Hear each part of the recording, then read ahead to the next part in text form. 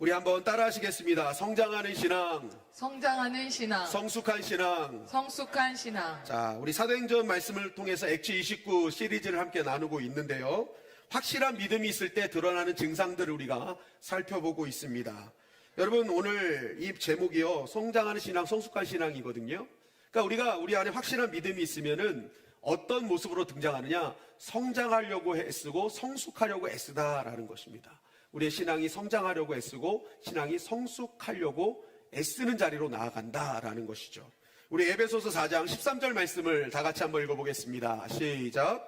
우리가 다 하나님의 아들을 믿는 것과 아는 일에 하나가 되어 온전한 사람을 이루어 그리스도의 장성한 분량이 충만한 데까지 이르리니 이는 우리가 이제부터 어린아이가 되지 아니하여 사람의 속임수와 간사한 유혹에 빠져 온갖 교훈의 풍조에 밀려 요동하지 않게 하려 함이라. 자, 한번 따라할까요? 믿는 것과 아는 일. 이 순서가 중요합니다. 뭐가 먼저 나왔어요? 믿는 것이 나왔습니다. 여러분, 신앙생활은 잘 믿는 것이 우선순위인 줄 믿습니다. 아멘. 잘 믿어야 돼요. 잘 믿어야 돼. 왜 그렇습니까? 여러분, 안다고 믿는 것이 아닐 수 있다라는 거죠. 안다고 믿는 것이 아닐 수 있다. 성경에 대해서 많이 알고요. 하나님에 대해서도 많이 알아요. 그런데 믿음이 없을 수도 있다. 그 대표적인 예가 누구예요? 출애굽한 이스라엘 백성들이잖아요. 하나님에 대해서 알았어요. 그런데 그들은 불순종으로 가나안 땅에 못 들어갔다고요. 그게 무슨 말이에요? 믿음이 없었다라는 겁니다. 하나님은 알았어요. 그런데 아는데 믿음이 없어. 그러니까 뭐예요? 결국 하나님의 약속의 땅을 누리지 못하더라. 제가 목회를 하다 보면요, 가끔씩 하나님에 대해서 너무 잘 아는 분이 계세요. 성경 말씀도 완전히 꿰차고 있는 분이 계세요. 교회 생활도 너무너무 잘 알아. 툭 하면 이거야 저거야 다 알아. 그런데 많은 분들이 얘기해요. 그분과 함께 있으면 하나님을 믿지 않는 것 같아요.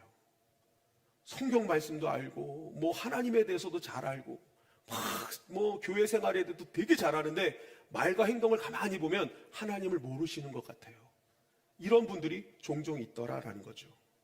여러분, 그래서 예수님은 이렇게 말씀하신 것입니다. 요한복음 6장 28절 말씀 시작. 그들이 묻되 우리가 어떻게 하여야 하나님의 일을 하오리이까?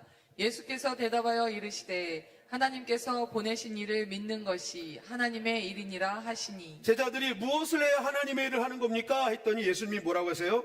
그가 보내신 일을 잘 믿는 게 하나님의 일이라고. 아멘.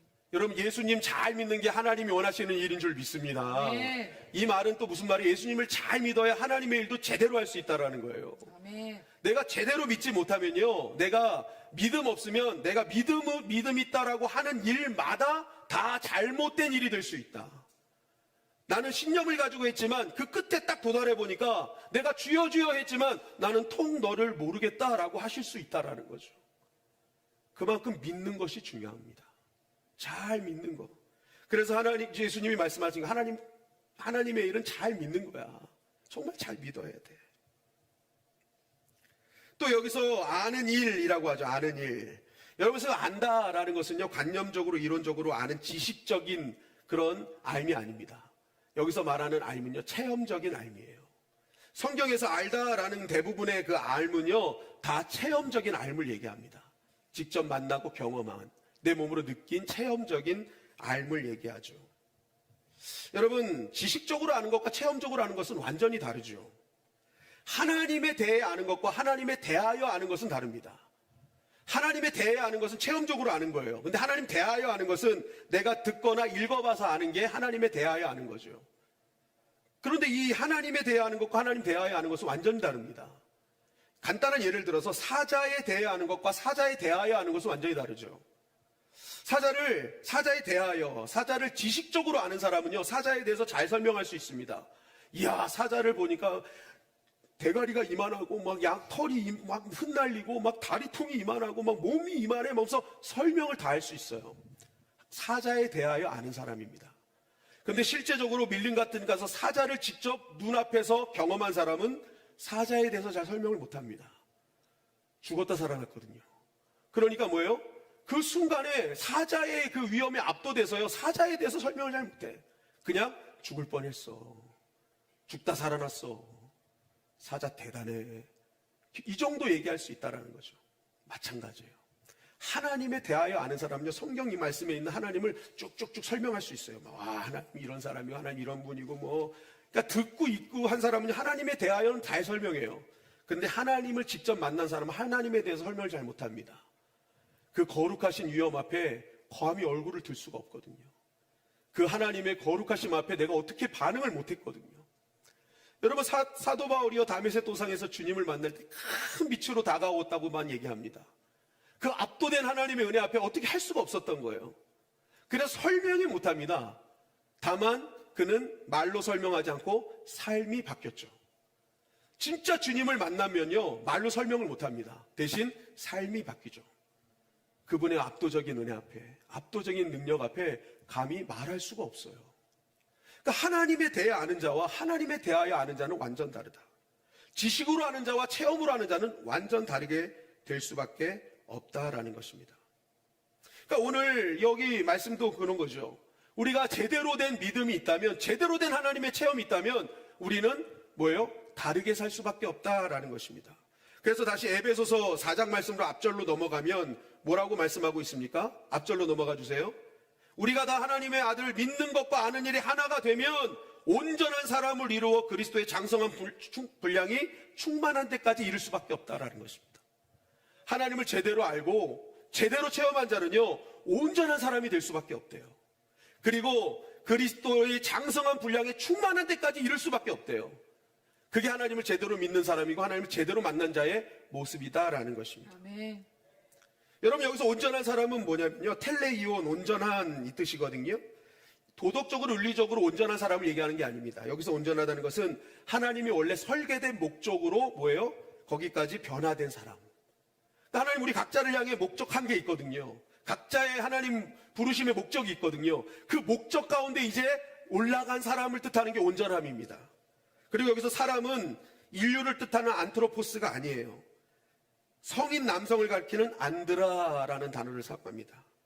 그러니까 어린아이가 아닌 이제 신체적, 사회적, 영적으로 책임을 질 수 있는 다 자란 성인을 말하는 것입니다. 그러니까 여기서 말하는 온전한 사람은요, 하나님께서 원래 설계된 목적대로 장성함에 이른 사람을 말하는 겁니다. 아멘. 한마디로 성숙한 신앙인을 말하는 것이죠. 또한 거기서 넘어서 또 어떤 사람이 될 수 있어요? 그리스도의 장성한 분량이 충만한 데까지 이르는 자가 될 수 있다라는 것입니다.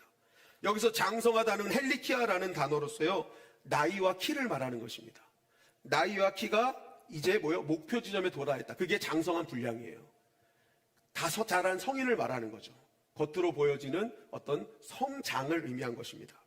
그래서 여러분, 제대로 믿고 제대로 경험한 사람은요, 자신의 영적인 것과 육신적인 모든 성장과 성숙이요, 충만해진다라는 거예요. 충만해진다. 여기서 충만이 뭐예요? 빈틈없이 채워지는 것을 말합니다. 하나님의 은혜가 꽉 채워지는 거예요. 그러니까 여러분, 우리가 제대로 믿고 제대로 알게 되면요, 우리가 외적으로 내적으로요, 하나님의 은혜로 충만한 상태에 이르게 된다라는 것입니다. 아멘. 그렇게 충만한 성장과 성숙이 이루어지니까 어떤 일이 벌어져요? 어린아이가 되지 아니하여 사람의 속임수와 간사한 유혹에 빠져 온갖 교훈의 풍조에 밀려 요동하지 않게 하려 함이라. 아멘. 여러분, 우리가 하나님을 제대로 믿고 하나님을 제대로 체험한 사람은요, 영적으로 육적으로 장성한 분량이 되어 충만한 자가 돼서 어린아이와 같은 신앙생활을 안 한대요. 여러분, 어린아이와 같지 아니한 사람이 누구예요? 사람과 환경에 밀려서 요동하는 신앙생활을 하는 것이 어린아이의 신앙생활이라는 거예요. 그런데 장성한 자, 성숙한 자, 성장한 자는요, 어린아이와 같지 않고 어떤 사랑과 사람 속에서도 흔들리지 않는 신앙생활을 하는 사람이 성숙한 자요, 성장한 자라고 말씀하고 있는 것입니다. 아멘. 여러분, 우리가 장성한 자가 되시기를 주님의 이름으로 간절히 축원합니다. 아멘. 믿음 안에 성장한 자가 되고 성숙한 자가 돼서 괜한 여러 가지 상황 속에서 사람 때문에 요동하지 않기를 주님의 이름으로 간절히 축원합니다. 아멘. 하나님이 그러한 자를 뭐예요? 성장한 자요, 성숙한 자라고 말씀하고 계시는 거예요. 그러한 자가 어린아이 같은 신앙이 아니라는 거예요. 젖먹이 신앙이 아니라는 거예요. 여러분, 우리는 딱딱한 것도 먹을 수 있는 우리 모두가 되기를 주님의 이름으로 간절히 축원합니다. 아멘. 오늘 우리가 볼 말씀이 사도행전 19장 말씀인데, 이 19장 말씀에 보면 바로 이 성장과 성숙의 신앙이 무엇인지를 우리에게 증거하는 것을 좀 보게 됩니다. 우리 사도행전 19장 2절 말씀을 다 같이 한번 읽어볼까요? 시작. 이르되 너희가 믿을 때 성령을 받았느냐? 이르되 아니라 우리는 성령이 계심도 듣지 못하였노라. 바울이 이르되 그러면 너희가 무슨 세례를 받았느냐? 대답하되 요한의 세례니라. 이제 19장은 에베소 사역을 시작하는 바울의 모습이 등장합니다. 에베소는 3년 동안의 사역이 있었는데요. 에베소에 도착하자 제자들을 만납니다. 제자들을 만나는데 성경에서 이제 신약에 나오는 제자들은요, 구체적으로 예수를 그리스도로 영접한 그리스도인들을 말합니다. 그러니까 지금 예수님이 나의 구주예요, 난 그분의 제자예요 하던 사람들을 만난 겁니다. 그런데 분명히 제자라고 해서 만났는데 바울이 계속 이야기를 하다 보니까 뭔가 좀 이상한 거예요. 제자라고 하는데, 그리스도를 만났다고 하는데, 이 이야기를 가만히 들어보니까 뭔가 2%가 부족해. 그래서 바울이 물어보는 거예요. 야, 너희들 믿을 때 성령 받았니? 물어본 거예요. 그러니까 바울 마음속에 뭔가 이상해서 물어보는 거예요. 성령 받았어? 그랬더니 이들이 말합니다. 우리는 성령이 계심도 듣지 못했습니다 라고 얘기를 하는 거예요. 바울이 맞구나, 내가 생각한 게 맞았구나, 이들이 예수님을 믿는다 하면서도 이들이 제대로 예수님을 모르고 있구나, 그걸 깨달은 것입니다. 그래서 바울이 또 물어본 거예요. 그럼 너희들 무슨 세례 받았어? 물어봤더니 뭐라고 대답합니까? 요한의 세례만 받았습니다라는 거예요. 여러분, 이 말씀 뭐냐면 난 요한까지만 알아요 라는 거예요. 예수님의 제자라고 하는데 예수님의 십자가와 예수님의 사랑과 부활은 몰라요. 세례 요한까지만 아는 거예요. 그러면서 자신들은 예수님의 제자라고 얘기를 하는 것입니다. 그러니까 바울이, 야, 이거 큰일 났다, 야, 예수님의 제자가 예수님을 몰라? 큰일 났네 해가지고 바울이 어떻게 하느냐, 이들에게 예수 그리스도가 누군지를 알려주는 것입니다. 우리 사도행전 19장 4절 말씀 시작. 바울이 이르되 요한이 회개의 세례를 베풀며 백성에게 말하되 내 뒤에 오시는 이를 믿으라 하였으니 이는 곧 예수라 하거늘 그들이 듣고 주 예수의 이름으로 세례를 받으니 바울이 그들에게 안수하매 성령이 그들에게 임하심으로 방언도 하고 예언도 하니. 바울이 이제, 야, 잘 들어봐, 너희들이 세례 요한까지만 아는데 진짜 중요한 것은 그 세례 요한이 진짜 말하고자 하시는 분이 누군지 알아야 돼. 정말 그 세례 요한이 정말 예비하고자 했던 그 인물이 누군지를 우리는 알아야 돼. 그분이 누군지 알아? 바로 예수 그리스도야. 그 예수 그리스도가 핵심이야. 십자가가 핵심이야. 그걸 쭉 얘기한 거예요. 그랬더니 그들이 모여 그것을 듣기 시작합니다. 그렇구나, 이게 진짜 복음이구나, 이게 진짜 우리가 알아야 될 거구나, 그걸 깨닫게 된 거예요. 아멘. 그러니까 뭐예요? 그들이 그 예수의 이름으로 세례를 받게 됩니다. 그 세례를 받는 그들에게 바울이 안수하자마자 성령이 그들에게 임함으로 말미암아 방언도 하고 예언도 하는 역사가 일어나게 된 줄 믿습니다. 네. 정말 이들은 잘 몰랐어요. 그래서 가르쳤어요. 그랬더니 그들이 한 마음으로 받아냈어요. 그랬더니 뭐예요? 더 큰 차원의 은혜를 경험하게 되더라라는 것입니다. 여러분, 우리 제자들을 통해서 우리가 아주 중요한 걸 깨닫게 되죠. 그 제자들은요, 바울의 가르침을 기분 나빠하지 않았다라는 겁니다. 자신의 한계를 인정하고 어떻게 해요?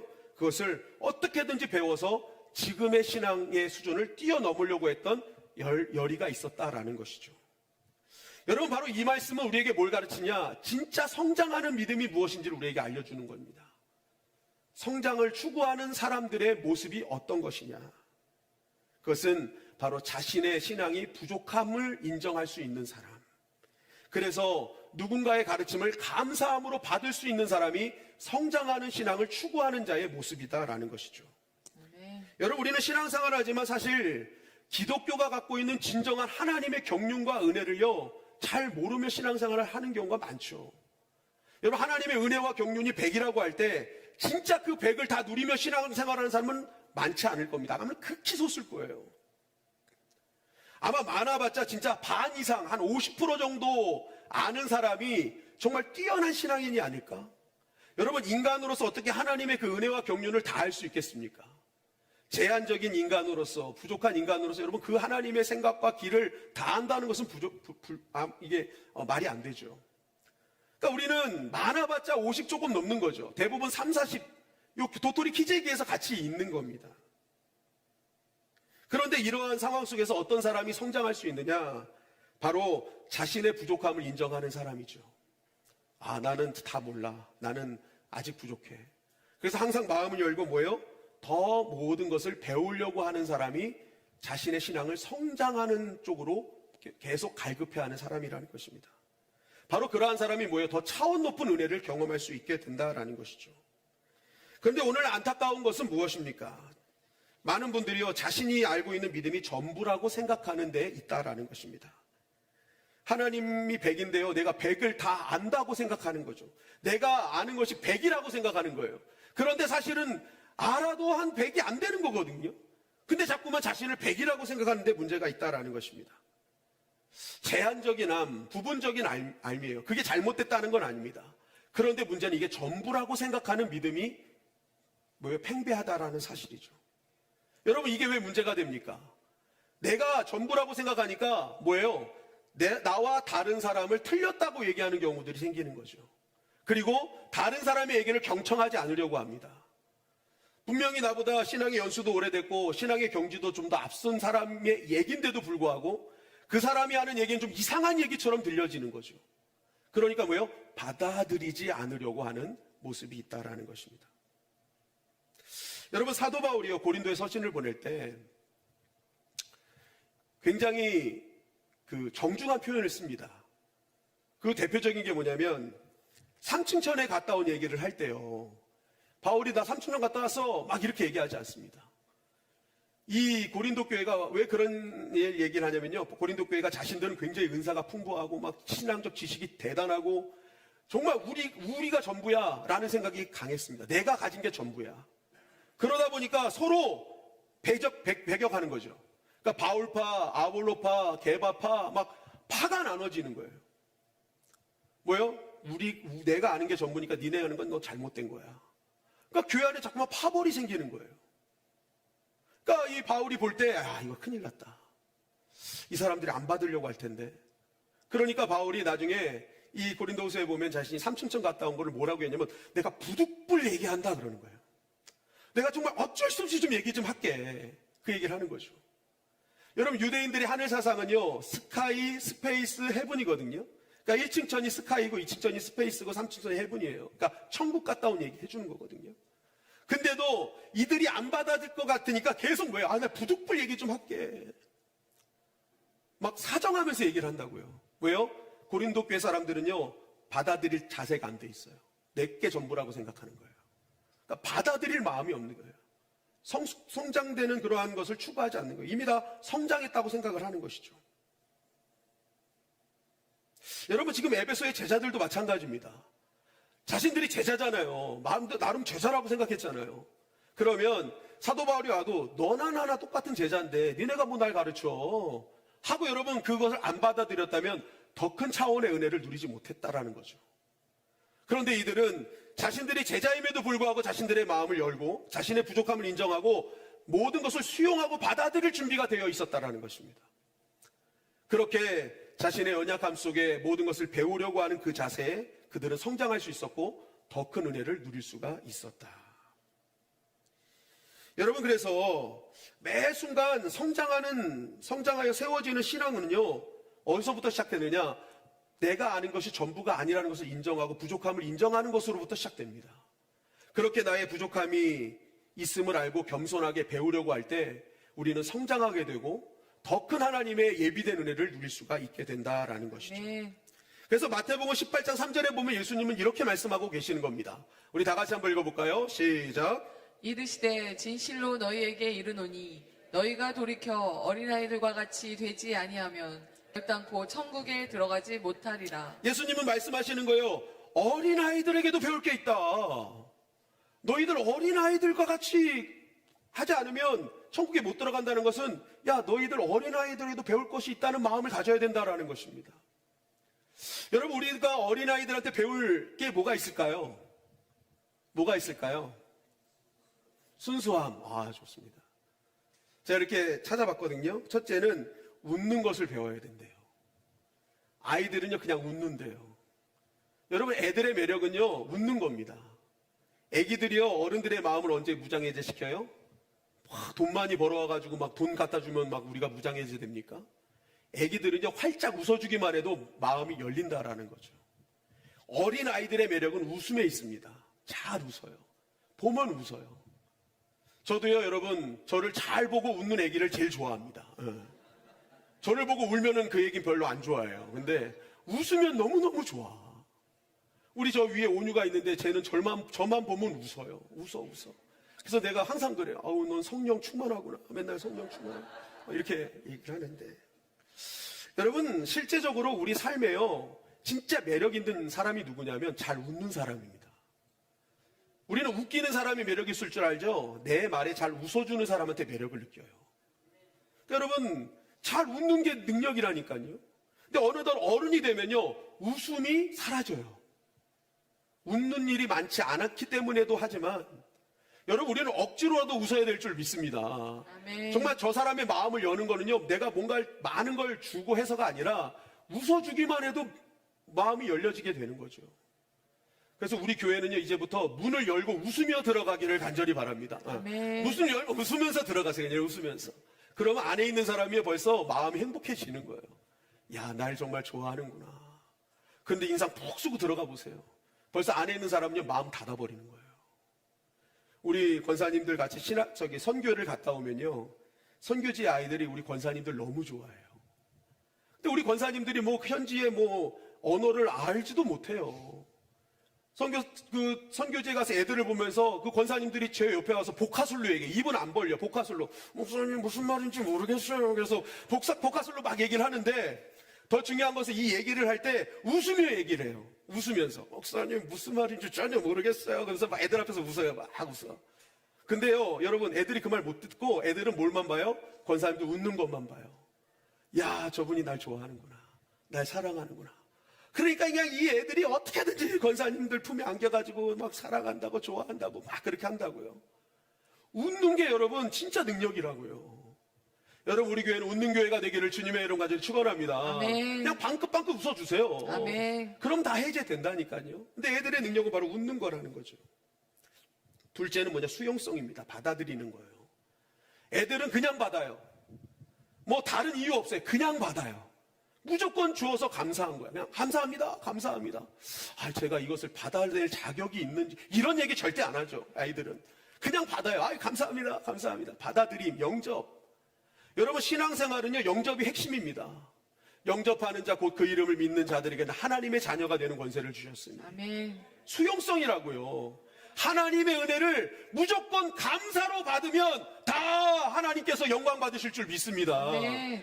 받아들이는 거예요. 받아들이는 거. 이거 영접을 잘해야 되는 거예요. 어떤 것을 그냥 감사로 받아들이는 영접, 이게 하나님 기뻐하시는 거라고요. 아멘. 근데 어느 순간 어른이 되면 뭐예요? 의심이 많죠. 이해득실 따지죠. 이걸 왜 주나? 이런 생각을 한다고요. 그러니까 받아들이는 게 약해지는 거예요. 계산적이 되니까. 그러니까 잘 받아들이질 못해. 그러니까 이 어린아이들 중에서 우리는 그러한 영접의 은혜를 배울 수 있어야 된다는 거죠. 마지막으로는 의존성이죠. 아이들은 무조건 부모만 의존하죠. 아빠밖에 없죠. 엄마밖에 없죠. 그러니까 아빠, 엄마는 죽어라고 자녀를 위해서 사는 겁니다. 의존성 바라보고, 우리밖에 없다고 보니까. 여러분, 신앙생활도 마찬가지입니다. 하나님밖에 없습니다. 그 의존성 배우라는 거예요. 의존성. 아이들한테 아멘. 배울 게 너무 많다라는 거죠. 여러분, 진정으로 성숙하고 성장한 신앙은요, 바로 이러한 자신의 이 부족함을 알고 모든 것인지 배우려고 하는 그 사람. 어린아이조차에게도 배울 게 있다는 것을 보고 배우려고 하는 사람이 성장을 추구하는 사람이고, 그러한 사람에게 하나님 은혜를 베풀어 주신다. 아멘. 여러분, 제가 청년 때요, 성급반이었습니다. 제가 성급반에 들어갔는데 사람들이 많았어요. 그래서 제 역할은요, 행인사, 군사 2 이런 걸로 시작했다고요. 그러다가 열심히 노력해서 제가 세계의 못이라는 성급 때 빌라도의 역할을 하게 됐습니다. 여러분, 무시하지 마세요. 제가 빌라도를 했던 사람입니다. 또 저는 골리앗도 했던 사람입니다. 목사인데 다 적들만 했어. 그런데 이 빌라도가 얼마나 중요한 역할인지 독백이 있었다고요. 독백이 있어서 원샷을 받는 거예요. 딱 롱핀을 개인적으로 딱 받아가지고 혼자 왔다 갔다 하면서 독백을 하는 거예요. 그 중에 이런 대사가 있었어요. 예수님은 못하는 게 없다며? 그런 게 있었어요. 그래서 제가 탁 그러면서 하면서 멋지게 예수님은 못하는 게 없다며? 그랬더니 여기서 어떤 아이가 있어요! 그러는 거예요. 순간 당황을 했어요. 이거 나 독백을 해야 되는데 못하는 게 없다며? 있어요! 그러는 거예요. 그래서 제가 뭐가 있는데? 그랬더니 거짓말을 못하세요! 그러는 거예요. 거짓말은 못하세요! 그러는 거예요. 제가 그 순간 대사를 다 까먹었어요. 그래서 제가 저의 독백을 애드립으로 다 끝냈습니다. 애드립으로. 그 뒤에 저의 역할은 다시 군사 2, 행인 3으로 바뀌었어요. 완전히 이제 독백을 할 수 있는 역할은 아예 사라져버렸어요. 그때 완전히 망쳐버렸거든요. 근데 중요한 건 뭐냐면 아이들에게 배울 게 있다는 거예요. 제가 깨달았어요. 진짜 아이들의 생각은 다르구나. 예수님은 거짓말을 못하시지. 이야, 정말 대단하네. 그런 걸 느꼈죠. 여러분, 교회가 언제 성장할까요? 교회의 성장은요, 상대방을 보고 야, 네가 나보다 팔뚝다고 자랑하는 교회가 아니라는 것이죠. 서로의 장점을 보고 칭찬하고 그 장점을 배우려고 하는 교회가 성장하는 교회가 될 수 있다는 것입니다. 아멘. 그리고 나에게 주신 남들보다 더 뛰어난 어떤 영적인 능력이나 이런 것이 있을 때 겸손하게 그것을 가르쳐 줄 수 있는 사람. 여러분, 선생도 중요하죠. 가르치려고 하는데 이 가르치는 선생이 그저 그냥 무조건 너는 잘못된 거야 라고 이렇게 지적하면서 가르치려고 하면 받아들이는 게 쉽지 않죠.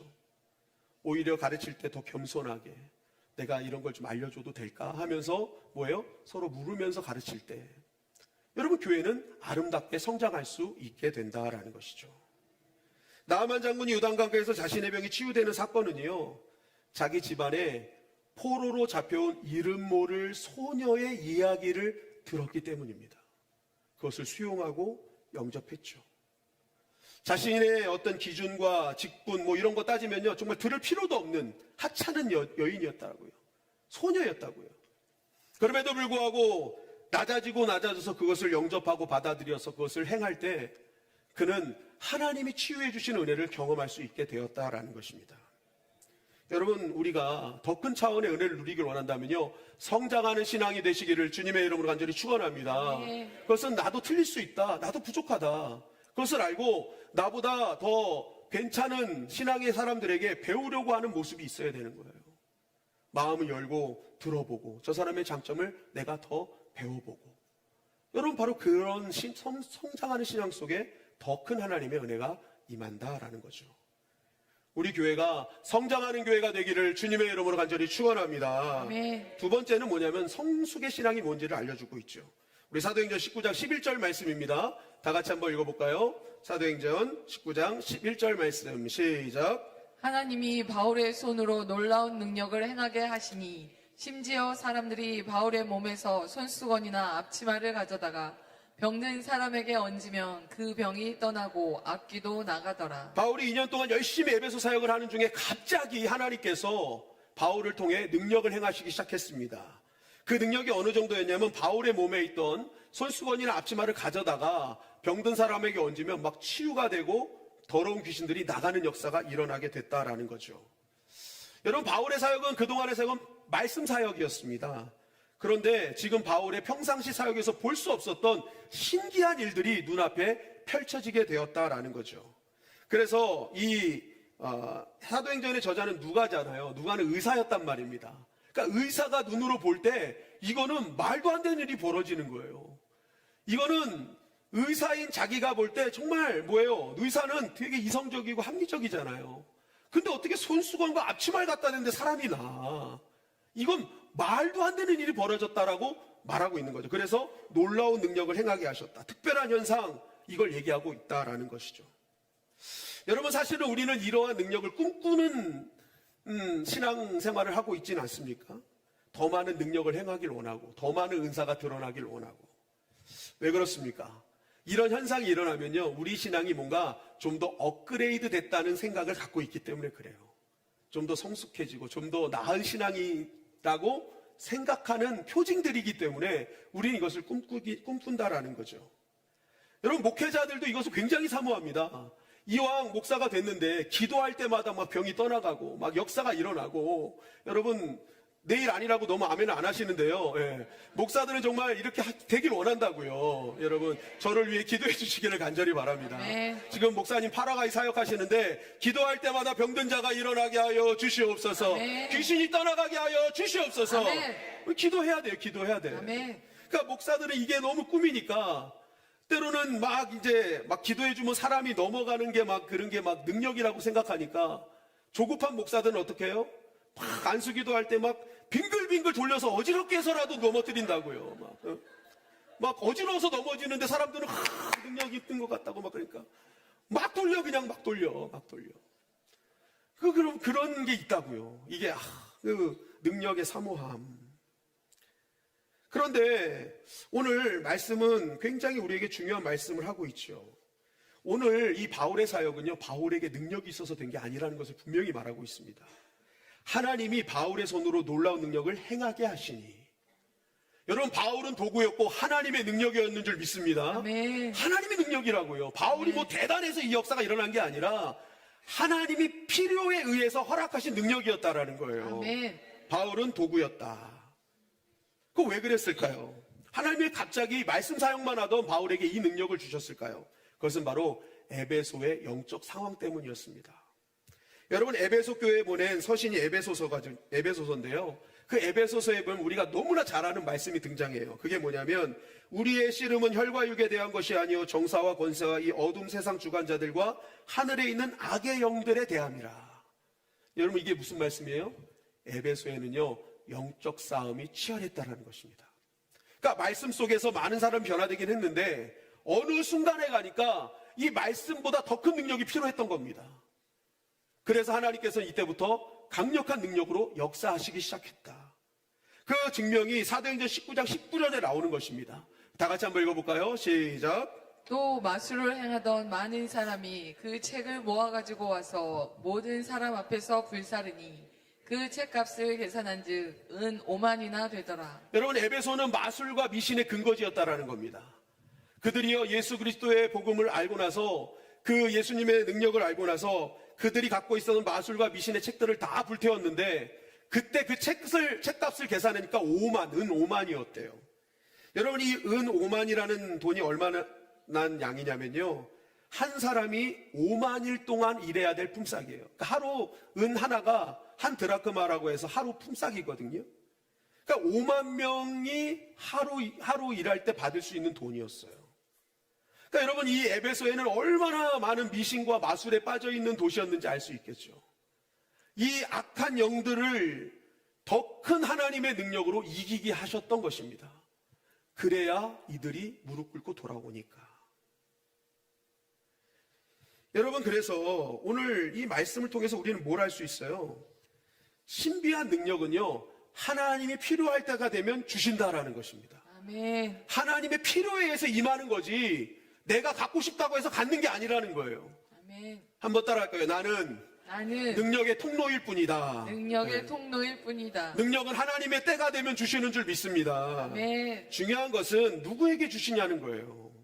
그것은 에베소 사역에서 한결같이 그것이 하나님이 나에게 주신 자리임을 믿고 묵묵히 사명의 자리를 지킨 바울에게 임했다라는 것이죠. 하나님은 그 사람을 사용하신 것이라는 거죠. 여러분, 여기서 우리는 진정으로 하나님께서 인정하신 성숙한 신앙이 뭔 줄 알게 되죠. 성숙한 신앙, 업그레이드 신앙은 뭔가 특별한 능력을 행하는 게 아니라 오히려 어떤 상황 속에서도 하나님이 하나님 되시고 하나님이 나에게 이 자리를 부르신 이유를 알기에 묵묵하게 그 자리를 지키는 신앙이 진정으로 성숙한 신앙이라는 것입니다. 그리고 하나님은 그렇게 묵묵히 성숙한 자에게 능력을 베풀어 주신다라는 거예요. 아멘. 왜 그렇습니까? 그러한 사람이 능력을 받아도 부작용이 없기 때문이죠. 이러한 사람은 언제나 하나님이 하나님 되심을 믿기에, 이 자리가 나에게 보내신 하나님 자리임을 믿기에 어떤 능력을 줘도 자기는 도구라고 생각하지 자신의 능력이라고 생각하지 않습니다. 아멘. 그러니까 교만해지질 않아요. 아멘. 그런데 이런 성숙하지 않는 신앙은요, 괜히 잘못 능력을 주면 그게 자기 능력인 것처럼 생각해서 굉장히 잘못된 모습으로 변질될 가능성이 많다라는 것이죠. 그래서 하나님은 어떤 자에게 능력을 베푸시냐? 성숙한 자에게 능력을 베푸시는 줄 믿습니다. 네. 근데 그 성숙한 자가 누구예요? 나에게 주어진 자리가 하나님께서 나에게 맡기신 자리임을 믿고 어떠한 상황에도 요동하지 않고 그 자리를 묵묵히 지키는 자가 성숙한 사람이요 하나님께 영광 돌리는 사람이라는 것입니다. 아멘. 그래서 하나님의 뜻은 항상 기뻐하고 쉬지 말고 기도하고 범사에 감사하는 것입니다. 한결같은 신앙, 한결같은 부르심에 응답하는 것, 그것이 하나님의 뜻을 이루는 자죠. 여러분, 하나님의 이성과 상식을 초월한 능력을 얻고 싶다면 오늘 나에게 주신 가정의 자리, 사역의 자리, 여러분의 직장과 사업의 자리를 묵묵히 지키시기를 주님의 이름으로 간절히 축원합니다. 아멘. 하나님이 필요할 때 반드시 하나님의 능력으로 함께하여 주실 줄 믿습니다. 아멘. 여러분, 하나님의 인도하심은 그때그때 다른 것입니다. 하나님은 필요할 때 주시는 거예요. 아멘. 그래서 우리의 믿음은요, 하나님의 때가 있음을 알고 그냥 하나님의 흐름에 맡기고 내가 해야 될 일만 하면 되는 것입니다. 아멘. 내가 내 자리에서 믿음을 가지고 살아내는 것입니다. 끝까지 살아내면요, 어느 때 정말 능력이 필요할 때 하나님은 그 사람을 도구로 사용하시는 것이죠. 아멘. 여러분, 어느 때는요, 하나님이 역사하지 않는 것처럼, 하나님이 살아계시지 않는 것처럼 느껴질 때가 있습니다. 그때 여러분 조급해하지 마세요. 그때는 그게 그렇게 필요 없는 때입니다. 그런데 하나님이 진짜 필요할 때가 되면 여러분들을 사용해서 하나님께서 정말 살아계심을 드러내실 때가 있다라는 것이죠. 아멘. 여러분, 저와 여러분들이 그 하나님의 때를 누릴 수 있는 성숙한 신앙인이 되시기를 주님의 이름 간절히 축원합니다. 아멘. 이것은 하나님의 음성에도 적용이 됩니다. 우리는 하나님의 새로운 음성을 듣길 원해요. 하나님 말씀해 주세요. 듣길 원합니다. 여러분, 근데 하나님께서 먼저 주신 말씀을 제대로 분별하는 자에게는 새 음성을 주시지 않는다라는 거죠. 하나님 말씀이 없을 때는 하나님은 직접 말씀하셨습니다. 그러나 하나님께서는 우리에게 말씀을 주셨죠. 이때부터 우리가 해야 될 일은 뭐냐? 이 먼저 주신 말씀에 제대로 분별할 수 있는 영적 능력이 필요하다라는 것입니다. 아멘. 이 하나님 먼저 주신 말씀도 제대로 알지 못하는데 어떻게 새 음성을 준다고 그것을 분별할 수 있겠습니까? 여러분, 하나님은 어떤 자에게 새로운 음성을 주시냐? 성민아, 일어나라, 이런 것들은요, 이 먼저 주신 말씀을 제대로 분별하는 자에게 반드시 줍니다. 아멘. 그런데 이것을 분별하지도 못한 자에게 새 음성 준다고 그 음성을 분별할 수 있을까요? 저는 없다고 생각합니다. 먼저 주신 말씀도 제대로 모르는데 그 하나님의 말씀을 어떻게 분별해낼 수 있겠습니까? 여러분, 우리가 하나님의 새 음성을 듣기 원한다면 먼저 주신 말씀을 묵묵히 묵상하시기를 주님의 이름으로 간절히 축원합니다. 아멘. 그렇게 하나님 말씀을, 먼저 주신 말씀을 제대로 묵상해내고 그것을 제대로 영적으로 분별해낼 때 어느 순간 하나님이 나에게 주시는 새로운 음성을 분별해내는 능력이 생길 거예요. 여러분, 결국 우리가 더 큰 하나님의 능력을 얻는 비결은 성숙해지는 겁니다. 정말 나의 자리에서 내 자리를 하나님 주신 것을 믿고 묵묵히 버텨낼 때 하나님 그 성숙함을 통해서 하나님의 역사를 이루어 가시는 것이죠. 아멘. 우리는 흔히 대단한 영적 능력을 나타내거나 남들이 모르는 깊은 신학적 지식을 자랑하는 것이 성장하는 것이고 성숙한 것이라고 착각하며 살아왔습니다. 그러나 오늘 성경은 진정한 성장과 성숙은 다른 것이다라고 말씀하고 있죠. 성장하는 사람은 내가 부족할 수 있음을 인정하는 사람입니다. 내 신앙이 전부가 아님을 알고 언제나 항상 마음을 열어 배우려고 하는 자세가 있는 사람이 성장하는 사람이고, 하나님은 그러한 자를 통해서 더 깊은 하나님의 경륜을 깨닫게 하십니다. 또 성숙한 사람은 하나님의 주권을 인정하는 사람이죠. 기도가 응답되지 않고 삶에 특별한 기적이 일어나지 않아도 하나님께 때가 있음을 믿고 오늘도 묵묵히 내 자리 지키는 거, 믿음의 자리 지키는 거, 그 사람이 성숙한 사람이고 반드시 하나님은 그 성숙을 통해서 통로 삼아서 하나님의 역사를 이루어 가신다. 여러분, 우리 주님의 영광교회가 성장하는 교회, 성숙한 교회가 되기를 주님의 이름으로 간절히 축원합니다. 아멘. 그래서 우리가 이성적으로 납득되지 않는 정말 하나님의 새로운 능력과 은혜와 음성들을 늘 누리며 정말 더 높은 차원으로, 더 깊은 차원으로 신앙생활하고 축복받는 저와 여러분들이 되시기를 주님의 이름으로 간절히 축원합니다. 아멘. 하나님께서 오늘도 함께 하시고 역사해 주실 줄 믿습니다. 아멘. 다 같이 통성으로 기도할 때 하나님, 내 지식과 경험에 갇혀 교만했던 나의 신앙을 깨트려 주시고, 아버지 하나님, 오늘도 겸손함을 부어주시사 성장과 성숙한 신앙으로 더 깊은 은혜의 지경으로 들어가게 하여 주시옵소서. 다시 주여 한번 외치고 통성으로 기도하시겠습니다. 주여 고맙고 감사하신 아버지 하나님, 그 은혜를 감사합니다. 아버지, 오늘 말씀을 통해 성장하는 신앙, 성숙한 신앙이 무엇인지 다시 한번 깨닫게 하여 주심에 감사를 드립니다. 아버지 하나님, 성장하는 신앙은 아버지 하나님 내가 아는 것이 전부가 아님을 인정하고, 아버지 하나님 더 배우려는 자세가 있는 것, 아버지 하나님 더 마음의 문을 열고 더 배우려고 하는 것이 성장하는 신앙이요, 그러한 자에게 하나님은 더 깊은 은혜와 격려를 부어주시는 줄 믿습니다. 아버지 하나님, 성장하는 신앙 되게 하여 주시옵소서. 또한 아버지, 우리가 성숙으로 나아가길 원합니다. 아버지 하나님, 묵묵히 나에게 주신 자리를 지키며 아버지 하나님 성숙한 자가 되어 그 성숙을 통로로 삼아 아버지 하나님께서 주시는 더 큰 은혜와 능력을 경험하게 하여 주시옵소서. 아버지를 찬양합니다. 주님 역사하심을 믿습니다. 아버지, 우리가 끝까지 하나님께서 인정하시는 믿음의 사람, 성령의 사람이 되길 원합니다. 아버지, 성장하게 하시옵소서. 성숙되게 하여 주시옵소서. 그래야 마음껏 하나님의 나라를 위해 마음껏 쓰임받는 우리 모두가 되게 하여 주시옵소서. 아버지를 찬양합니다. 주님 역사하심을 믿습니다. 주님 함께하여 주시옵소서.